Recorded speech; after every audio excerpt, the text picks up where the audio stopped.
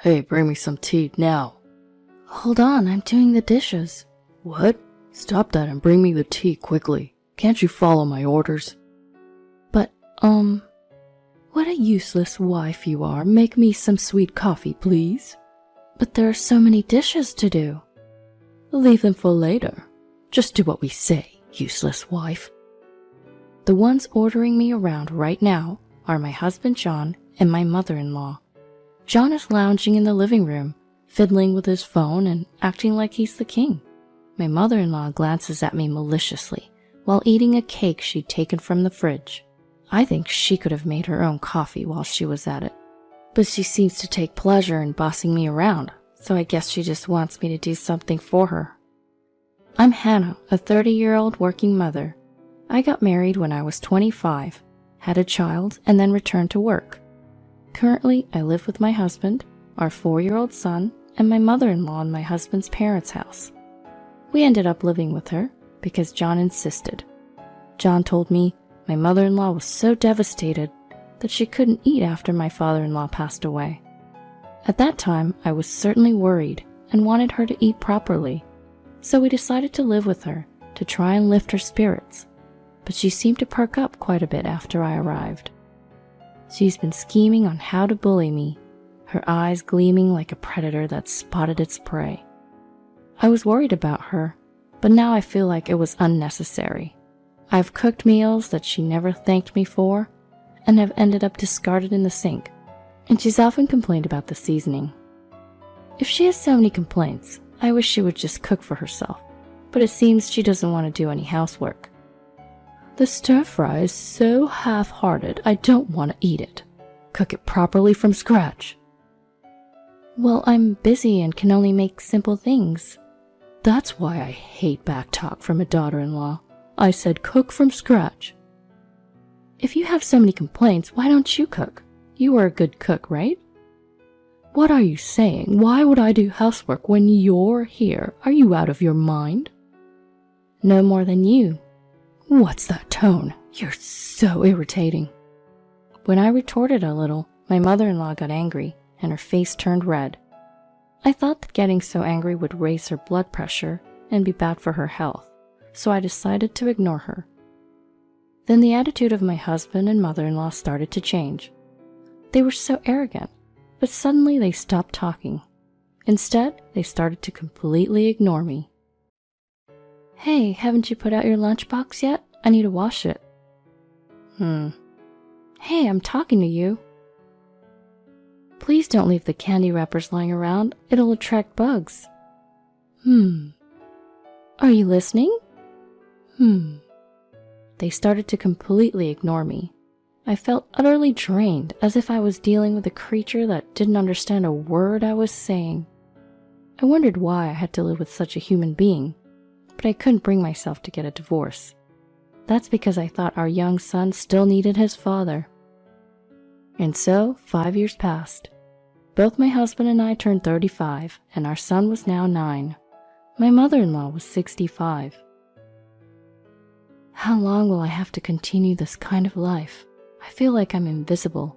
It doesn't matter whether I exist or not. I feel really ridiculous. On my way home from work, I muttered to myself. The only person who spoke to me at home was my son. If even my son were to reject me, I might truly become an unnecessary person. I felt really sad, as if people thought I wasn't needed in this world. When I got home, I started cooking immediately. Everyone must be hungry, I thought, and decided to make some delicious Chinese food. I made mapo tofu, fried chicken, and a stir-fry with bell peppers and sliced pork. But it seemed John wanted to put mayonnaise on his fried chicken. The first time he opened his mouth to talk in a long time was to tell me to quickly grab it from the fridge. Bring me the mayo. Sure, here you are. I took the mayo out of the fridge and handed it to him. The first time he spoke to me in a long time was neither to say it was delicious nor to thank me, just an order. I was really fed up. Then my mother-in-law turned to me and said with a very malicious face, "Clean the toilet." What? The toilet. Clean it right now. I'll do it later. Don't say such a thing while we're eating. It's nasty. What? Just like your heart. What? You really know how to annoy me, don't you? My mother-in-law screamed, left her dishes as they were, and went back to her room. I couldn't understand her nerve to tell me to clean the toilet during a meal. She probably just wanted to be mean to me. But wouldn't she think it's disgusting and not appropriate for mealtime?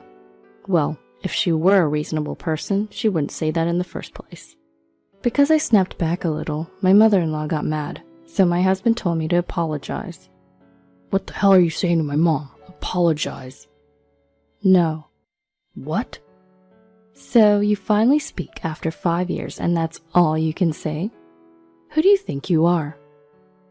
I'm your husband, so don't talk back. Oh, my husband, huh? If I had been treated better, I would have thought of serving you as a wife should.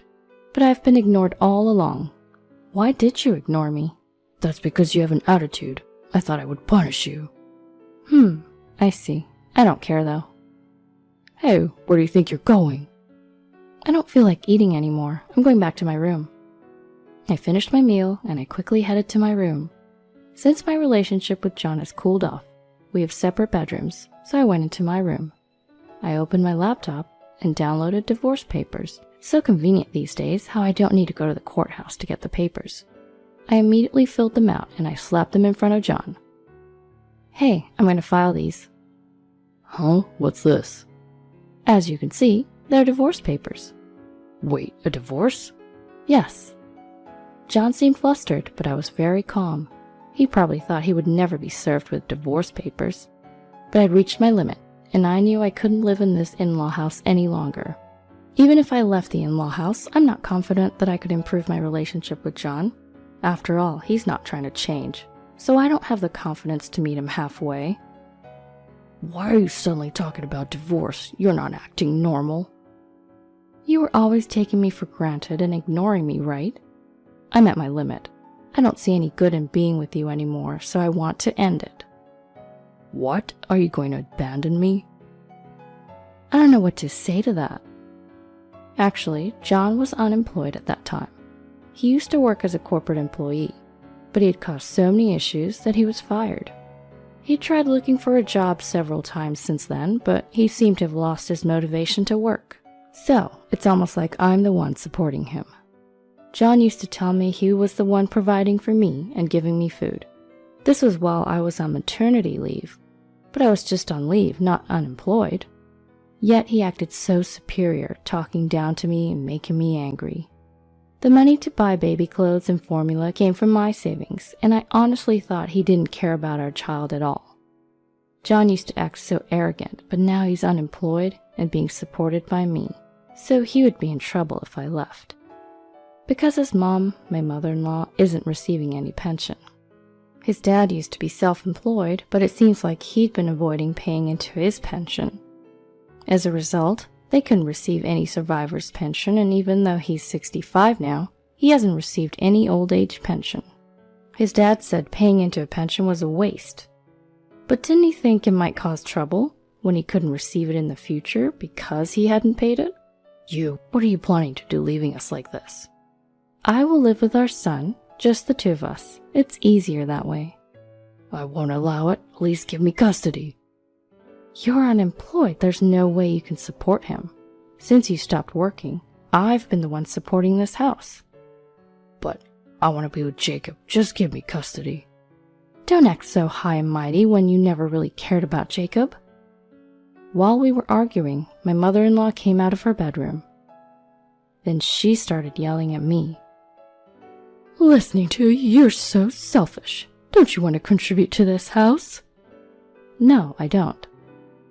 Don't talk back. You're just a daughter-in-law. If you're gone, how are we supposed to get by? Why don't you ask your boyfriend to lend you some money? What? You're dating Mr. Brown from 3 houses down, right? He's incredibly wealthy, lives in a mansion, even has housekeepers. How do you know that? I saw you and Mr. Brown the other day, hand in hand, enjoying a date. You two disappeared into the hustle and bustle of downtown. You even did something quite inappropriate. What?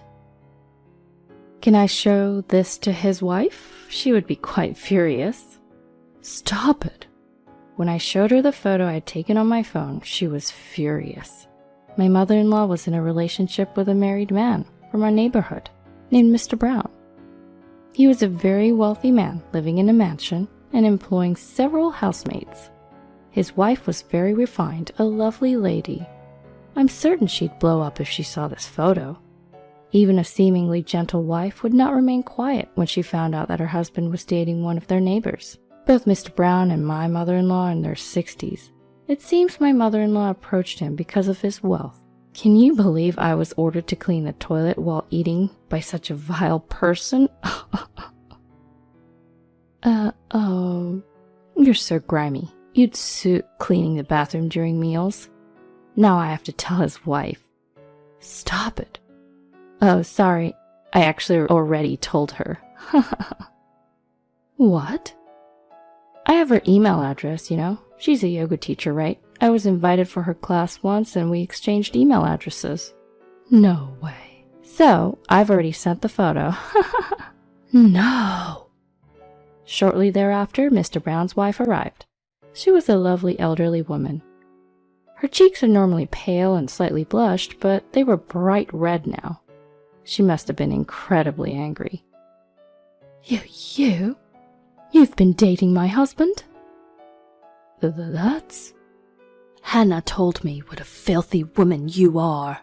But I was lonely. I don't care about your circumstances. I'm just furious. Of course, I'll divorce my husband, but you're also to be blamed, so reflect on your actions.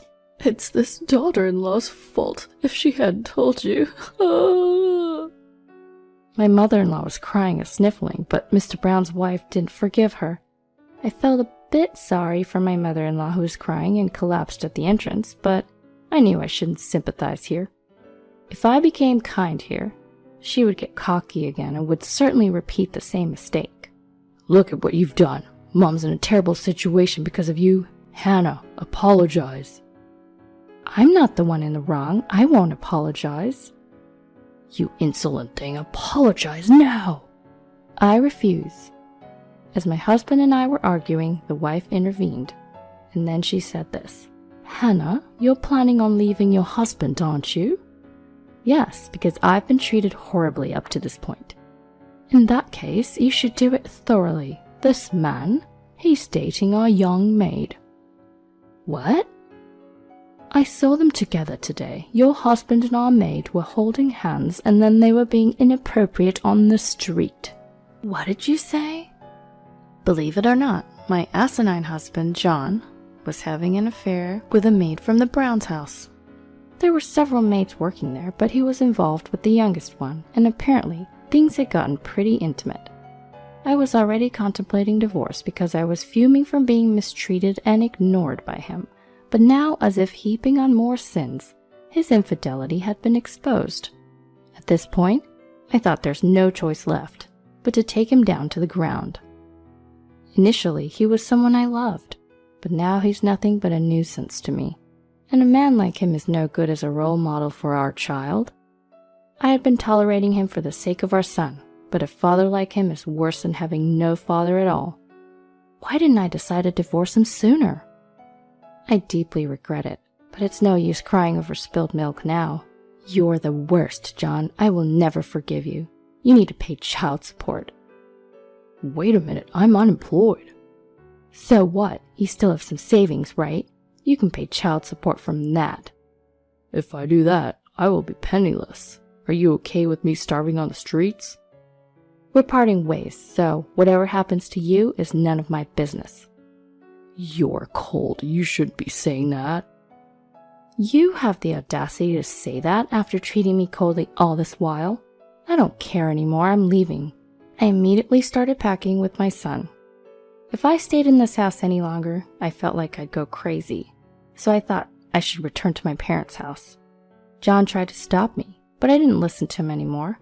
No matter what he said, I was intent on divorcing him. In the end, he didn't agree to submitting the divorce papers, so it ended up being a messy divorce lawsuit. His responsibility was acknowledged in court, so he had to pay me damages. I also claimed child support, which he somehow managed to pay in a lump sum. Apparently, he borrowed money to pay it off. And then my spiteful mother-in-law got sued for damages by Mrs. Brown. With no pension or any form of income, she decided to start working part-time to pay off her debts.